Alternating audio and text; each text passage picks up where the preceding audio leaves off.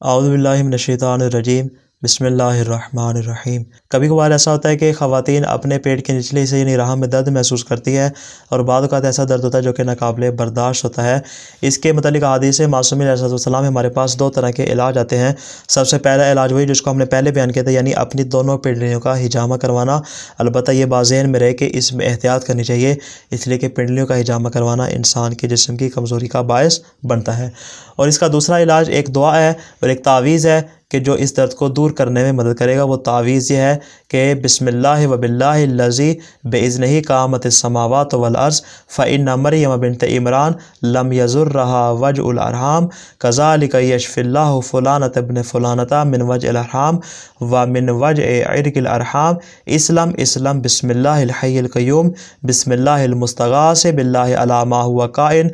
وعلی ما قد کان واشہد ان اللہ علی کل شیء قدیر وان اللہ قد احاط بکل شیء علما بسم اللہ الرحمن الرحیم محمد رسول اللہ والذین معہ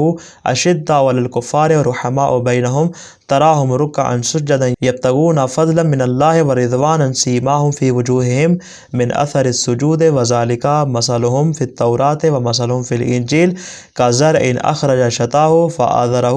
فاستغلظ فاستوى علی سوقہ یعجب الزراع لیغیظ بہم الکفار وعد اللہ الذین آمنوا وعملوا الصالحات منہم مغفرۃ واجرا عظیما اجیبوا داعی اللہ عزمت علی سامعۃ الکلام الا اجابت ھذا الخاتم بعزائم اللہ السداد التی تزہق الارواح والاجساد ولا یبقى روح ولا فؤاد عجب بسم اللہ الذی قال للسماوات والارض ائتیا طوعا او کرہا قالتا اتینا طاعین صلی علی محمد وآلہ طاہرین۔ جب اس تعویذ کو، جب اس دعا کو، جب ان کلمات مبارکہ کو اپنی زبان سے جاری کیا جائے گا، انشاءاللہ یہ بیماری دور ہو جائے گی۔ دعائے خالق دو عالم سے کہ وہ ہمیں ہر قسم کی بیماری سے محفوظ فرمائے۔ والسلام علیکم ورحمۃ اللہ وبرکاتہ۔